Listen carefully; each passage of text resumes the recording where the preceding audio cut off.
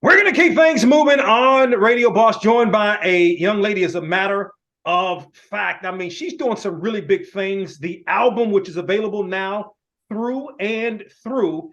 And, you know, she had, as a matter of fact, a single on the Creed 3 movie album, Heavy is the Head. And you know what else? She went to Spelman. She's an HBCUer. Great singer. She is Baby Rose. She joins us here on Radio Boss. Baby Rose, what's going on? I'm good. I'm good. I cannot complain. I wanna say this though. I went to Spelman for a very brief amount of time. So yeah, that's what made me move to Atlanta. That was the catalyst that got me to Atlanta from Fayetteville. But I stayed there for a little while and then I went to a smaller college. Shout out to Georgia Gwinnett. And stayed there for a little while and that's what got me into music. So yeah. No, that's good. You still got some HBCU roots, though. It's all good. Oh, well, that's right. You know. You know what I mean? Yeah. So, you know, it's interesting. You mentioned Fayetteville, and you're originally from Washington, D.C., and grew up in Fayetteville. And I think what's interesting about you know, it's a lot that's interesting about Fayetteville. We're not very far from Fayetteville as at all. You know, J. Mm. Cole obviously is the you know, one of the, if not the biggest name, you know, in terms of entertainment, that's from Fayetteville. But what was it like growing up in Fayetteville? It was very interesting. I mean, I feel like I went from DC where, both sides of my family primarily are in DC. When we came to Fayetteville, the closest family was like 3, 4 hours away somewhere in North Carolina. And you know, it gave me this sense of like Southern isolation, but like comfort in that. I owe a lot to Fayetteville for how I came to be, as an adult. It really kind of slowed me down, helped me find my sound, helped me like those moments after school in the foyer with just me and the piano and like that mode of discovery in that space and time really got me to be who I am today. And you're like you've got sort of an old. You're not. I'm not going to give your age, but I will say you're not 30 as of yet, which is great. I wish I was that age. But you're like an old soul. You like music from the 70s, 80s, and 90s, and from what I read, incorporate some of that into either the songs you write or into your music in of itself.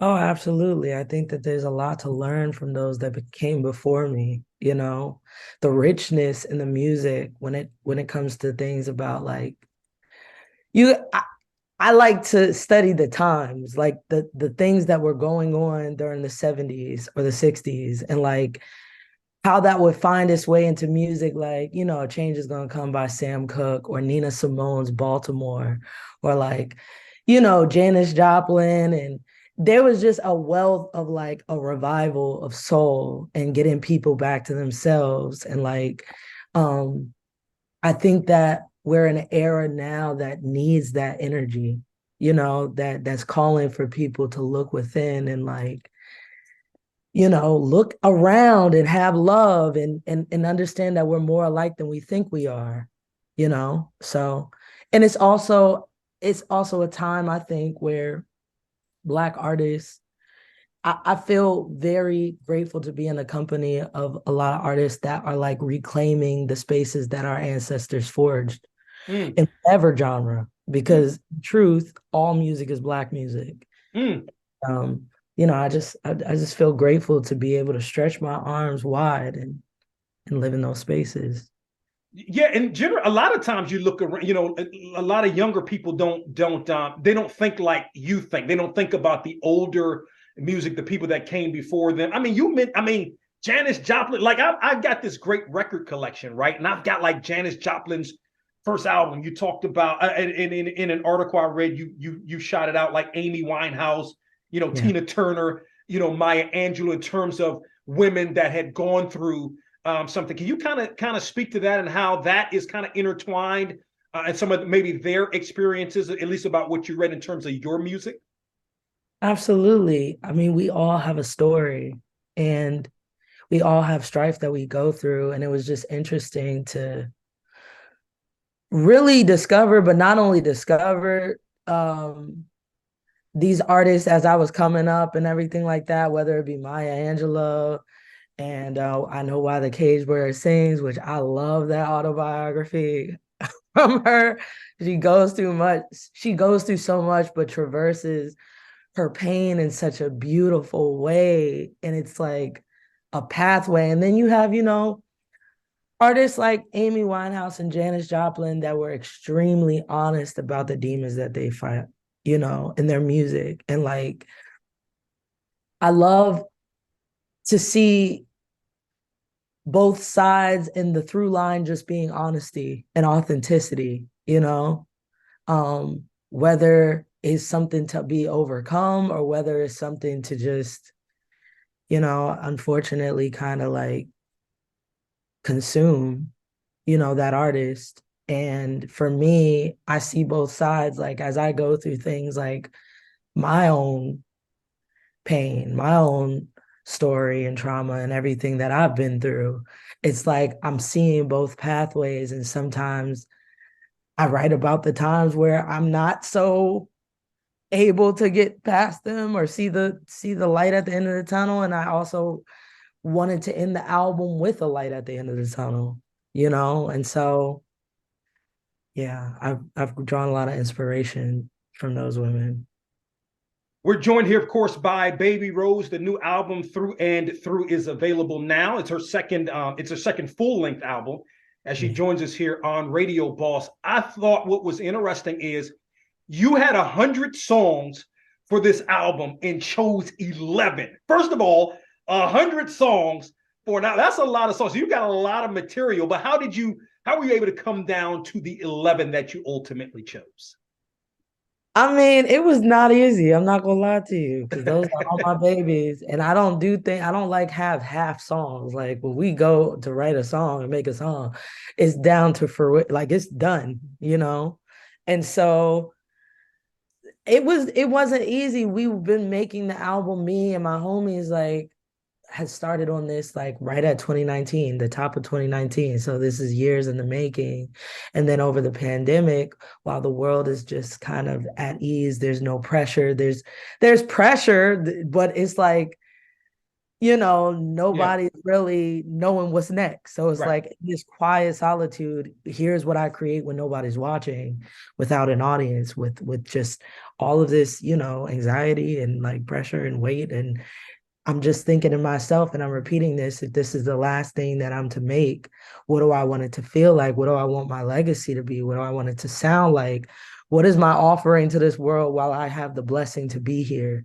I'm watching family members and people get sick. I'm seeing like how not promised every day is. You know what I'm saying? And just really holding the weight of that on me and really just trying to let that shine through the music. And so it wasn't easy. We kind of did like a March Madness type Venn diagram.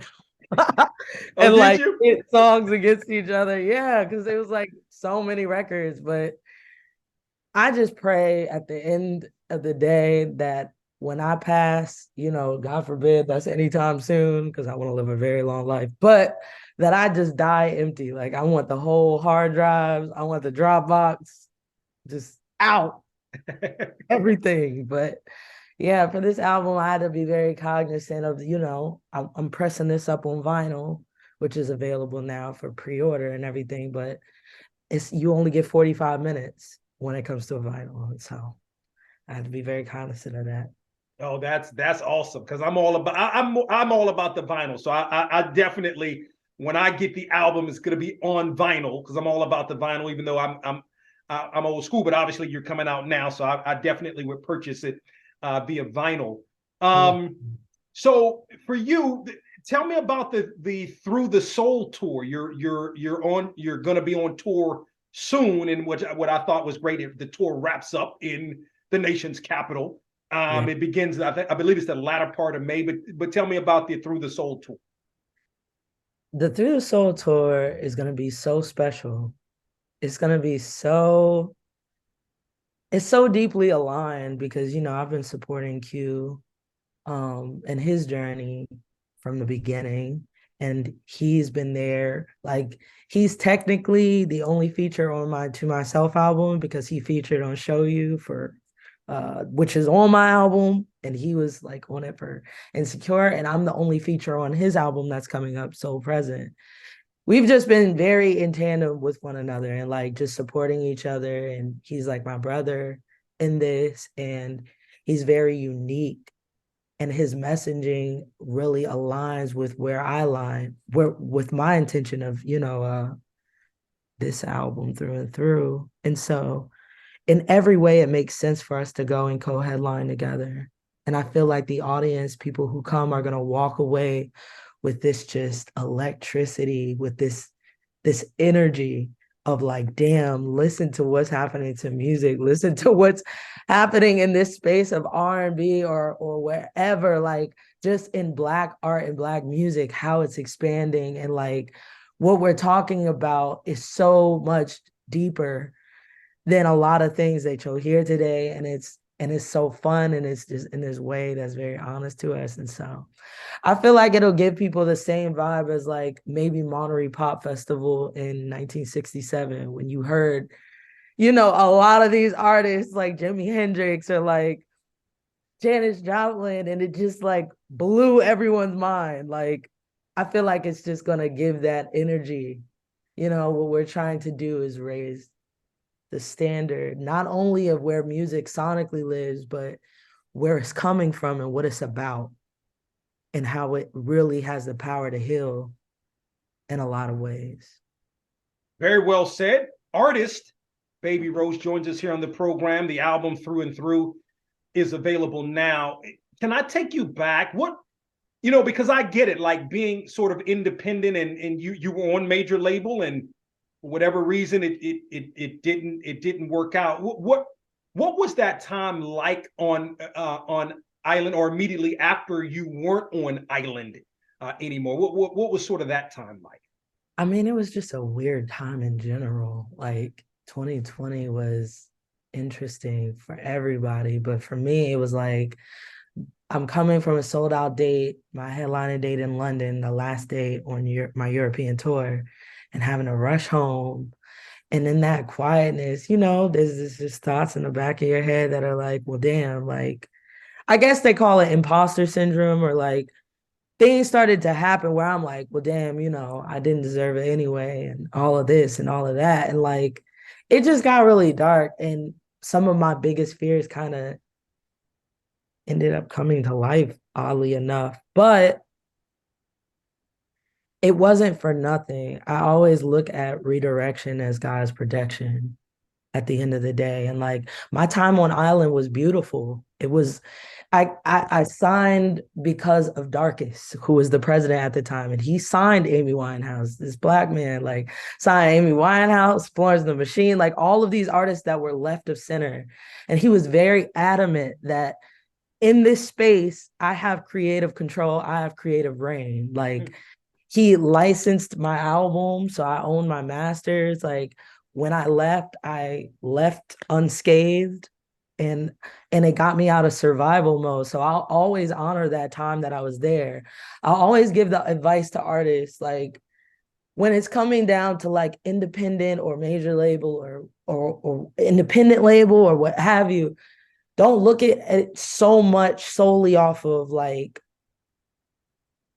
the pressure and the business and all of that, but the people at the end of the day, it's just people that are like, right, that either see you or they don't. Like, if they want to change you and they want to do all of this, that's not your people. You know what I'm saying? So right, while I was at Island, albeit brief, it did what needed to be done. Like, right, and it was very beautiful. And like, a lot of people don't even know that I went through so much, because praise God, I don't look like what I've been through. But you know what I'm saying? But yeah, like, it's been a journey that's been very like highs and lows, but through it all, being able to, call this my career and know that, this is my purpose. This is what we're going to do wherever I land. And thankfully I'm a secretly Canadian now, which is just, love it over there. I love my team, love the whole everything. So it's just like, everything will work out. And it has been working out. I tend to believe that nothing is happening to me, but it's happening for me. Things are all coming into place. Yeah. The album Through and Through by Baby Rose, who joins us here on Radio Boss. A couple of more thoughts, and we appreciate the time. So DC to Fayetteville to Atlanta, now what, LA? What, are you liking LA? I do love LA. I love where I'm at for right now. And I have a crib in Atlanta too. And I got all my family in DC, so I'll never not have a place to stay in DC. But like, I just have been kind of nomadic. Like, I have places I stay, but this has been a year of really exploration and like stretching outside of my comfort zone. And so it's helped me expand a lot. Like, by proximity, I landed on the Creed 3 soundtrack because they happen to have a camp set up in LA and I happen to live in LA. And so it's like, it's been really good to have opportunities that appear. And I'm doing a cover shoot for the Atlanta Journal-Constitution and Ooh. all types of beautiful things. That's my first cover on a magazine. And like, I love how every place that I've lived and planted roots and have started to like, that have helped me grow and push me along. Like, sometimes it's hard because I'm like, damn, I don't really have one place that I'm like, this is where I'm from and da da da. Like, DC and Fayetteville and even Atlanta alike have all helped me on my journey and made me who I am today. I owe DC and Fayetteville so much for like crafting me and raising me, you know what I'm saying, and giving me that foundation. But Atlanta is where I really found my tribe and how I'm gonna make my music, and me not listening really as a child star or just being lost or whatever, but kind of like hearing my own voice and what I want to say and stepping into my producer bag and writing and da da da da da. So Yeah. yeah. And then as far as Fayetteville's concerned, so now you worked with J. Cole, what, Revenge of the Dreamers 3, on that J. Cole project, correct? Yeah, I snuck into that camp. That was a while. I did. Like, honestly, when I saw that they were doing something, I was like, y'all don't understand. Like, I lived in Fayetteville for years, from 12 to 18. I lived in Fayetteville. And so I deserve to be here. And I came in and I was wearing a Roses t-shirt, which if you in North Carolina, that's like very specific to North Carolina. Sure. I was at the piano and he saw me, and it was like from that moment on, like, oh my God, like when we talked last, he was just very adamant that no matter what I do, like on my journey, he's there to support, and he's, he just wants to see me win. And just to be able to run it back, another big milestone in my career, being on film for the first time, like my song being in motion picture. I did that with, the blessing of J. Cole. Like, his verse comes on right after my jump. And like, it's like beautiful to just be a part of Black excellence. Like, my first Grammy nomination, my first picture in film, like that all comes back to my tenure in Fayetteville. Like, having that support and being seen, by him and the whole team over there. Yeah, I mean, I know, I'm of a certain age, and a lot of my listeners are, but I mean, to me, and part of, kind of doing the research to prepare for for this conversation, I forget which video it was. It was on BET Her one time. It was, I mean, you were just fantastic. But New York, to have the New York Times reach out and do an interview with you, that's pretty major, also, and it's all part of your journey. Absolutely. I mean, I'm very, very happy with how everything is like panning out, upon this album, like just getting to this point and just seeing how many people are still there and like still supporting and waiting. And like, anticipating this album and wanting to hear what I have to say is like an honor, you know? And I'm very grateful. And I had another piece in the Rolling Stone, Yep.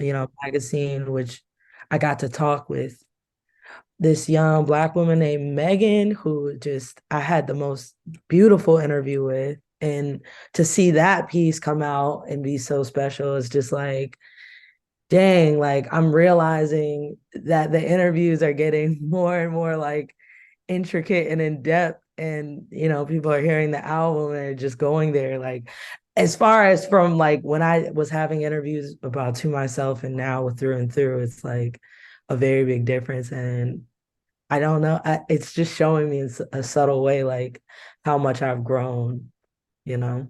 Yeah, no doubt. So now you're a big sports fan? Um, Not really. I'm not gonna lie to you, but I will show up for the major events and Okay. pick a team. Okay. Have you been? What about the Lake? I mean, the Lakers are doing relatively well as we currently speak. Are you into the Lakers?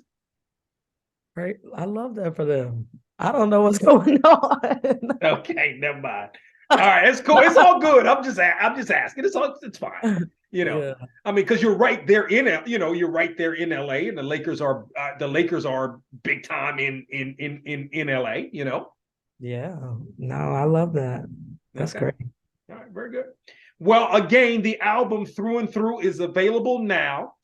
It is by Baby Rose. I mean, one of the rising stars. Stardom is already there, but continuing, I should say, to be on the rise as she joins us here on Radio Boss. Baby Rose, appreciate the time. Continued success in all you do. Thank you so much. Thank you. I appreciate you.